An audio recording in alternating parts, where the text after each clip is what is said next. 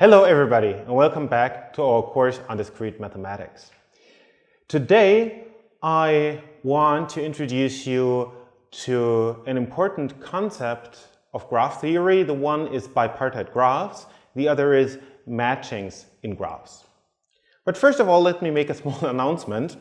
Believe it or not, today is the first time in my whole life that I'm giving a PowerPoint presentation. Now this sounds ridiculous, but that's how it is. So believe it or not, so far I have been using a wonderful program called IPE to produce the beautiful PDF slides of this course. And then when I was done with the PDFs, I used this Surface Pro and the program called Drawboard to actually give the presentations and write into the PDF in a live fashion. And everything went perfect until today, where for some reason Drawboard installed an update. And now it's unusable for presentation purposes.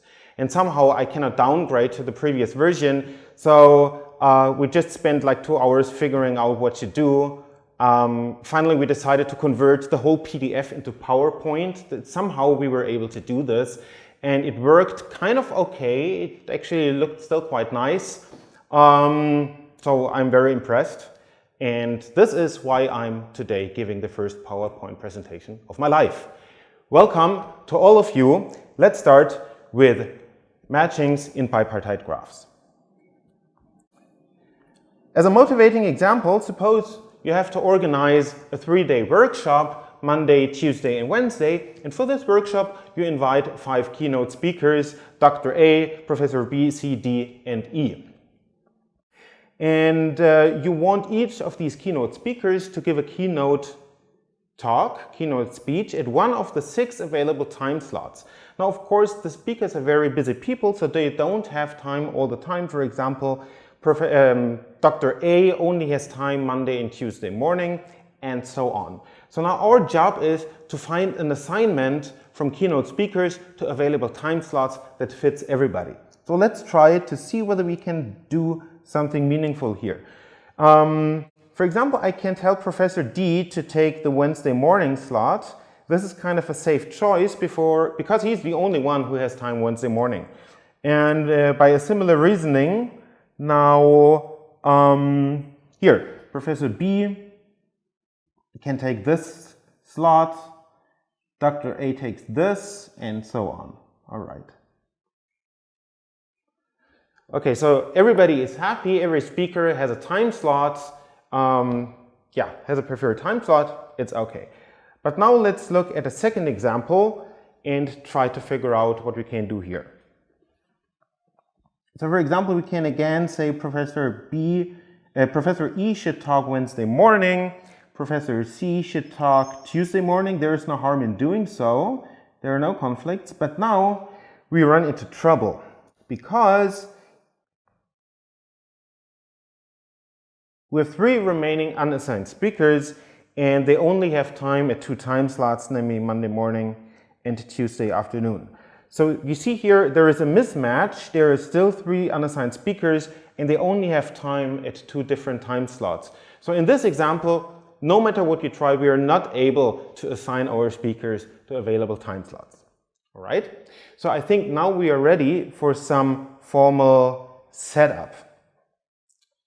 The key notion here is the one of a bipartite graph. A bipartite graph is simply a graph, vertex set and edges, but the vertex set comes partitioned into a left set that we call U and a right set that we call V, and edges only are allowed to be between these 2 sets, not within one. So this is a bipartite graph. Now in a bipartite graph, a matching, something like this,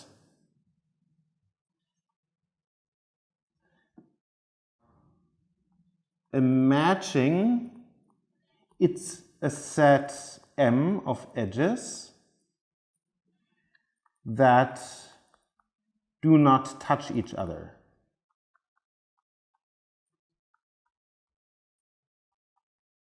So they don't share any endpoint. That's a matching. What's more, if you look at a set here, for example this, a set A, for a set A in U on the left-hand side, we define gamma of A to be the neighborhood.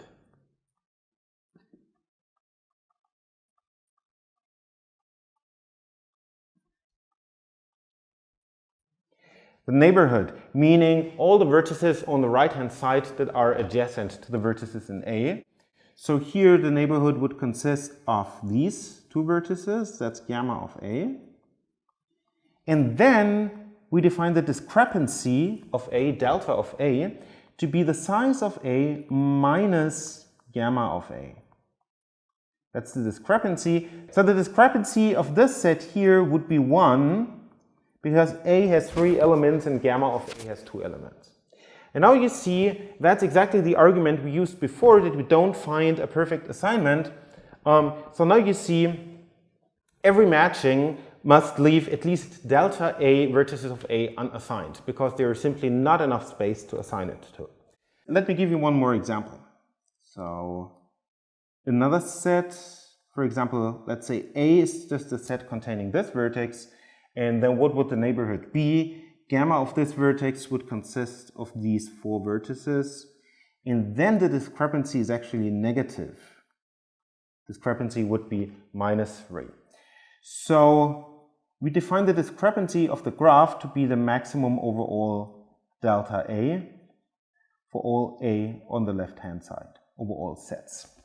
And now you see some sets can have negative discrepancy, but the maximum discrepancy of the whole graph will always be 0 or more, because we can choose the empty set here, and then the neighborhood of the empty set is also the empty set, and the discrepancy is 0 minus 0, which is 0. So the maximum discrepancy, delta of G, is always a non-negative number. All right, here are all these definitions, again, a little bit more nicely written for further reference. Now, what I informally told you before is something that I like to call Hall's theorem, the easy part. It says if you have a set A on the left side and you have a matching, then the matching cannot be bigger than U minus delta A. In other words, the matching must leave at least delta A vertices unmatched. And well, this is easy to see, but what's not easy to see and not easy to prove is the other part, which I call the hard part of Hall's theorem. It says there is actually a matching and a set where these two numbers match. This is called the hard part of Hall's theorem. So altogether you can combine these two things into something that's called Hall's theorem. If G is a bipartite graph, then the maximum matching has size U minus delta G. So this is an example of a theorem where something that's obviously necessary is actually also sufficient. And we will prove Hall's theorem in the next session. We don't have time today, but what I want to do today is I want to talk about algorithms. So in the beginning, I gave you a bipartite graph that had a total of 11 nodes, I think, were like 5 keynote speakers and 6 time slots. And this was reasonably small, so we could figure out by hand that the best thing we could do was to assign 4 speakers to a time slot, but we couldn't assign all 5 speakers to a time slot. But if you have a very large bipartite graph, well, then we need a clever algorithm to do that. And this is what I'm showing you now. I'm going to show you an efficient polynomial time algorithm for maximum matching. And the cool thing is we actually don't have to do a lot of work, because we can recycle an algorithm that we have seen in the last sessions. I'm talking about maximum flow. So here's what you do. Here's your bipartite graph. I add 2 vertices. I add a source vertex S and a sink vertex T. And I want to take this bipartite graph and make it into a flow network somehow, such that I can apply the maximum flow algorithm. So I do something like this and like this. So I give every edge a direction, and I add edges from S to the left side, and so on. To make this a flow network, I have to tell you what the capacities are. Capacities are this. Like in the middle, they have infinite capacity.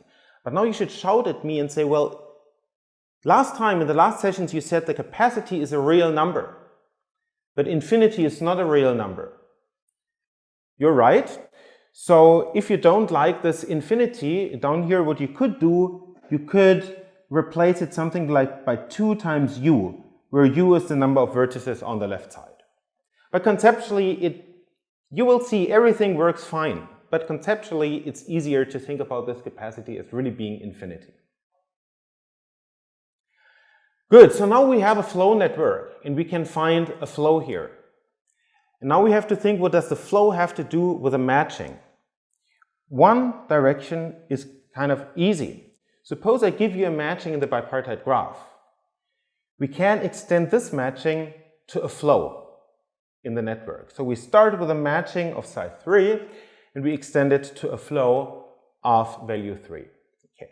Now the question is, can we invert this? If I give you a flow, can you give me a matching of the same size? Well, it seems obvious, right? I mean, here we have a flow of value 3, and we just go back, and here's your matching of psi 3. Fair enough, but how about a flow like this? This is also a flow of value 3, but can you transform it easily into a matching? Well, now it's more difficult, and it is more difficult because your flow values here in the middle aren't integers. If everything were 0 and 1, it would be easy, right? But here we have a flow of 1/2. It's not clear how to extract a matching from this. Luckily, we remember from the session about maximum flow that we proved the following theorem. There is a maximum flow that is integral. If all the capacities in our network are integers, then there is a maximum flow in which every flow is integer.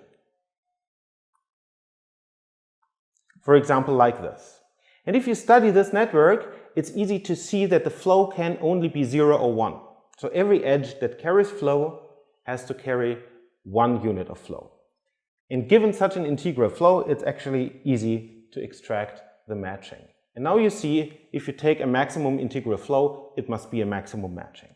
So the total algorithm looks like this. You start with a bipartite graph, you make it into a flow network, you find an integral maximum flow in this network, and then you extract your maximum matching. That's it. That's your polynomial time algorithm for maximum flow. And that's it for today. Thanks.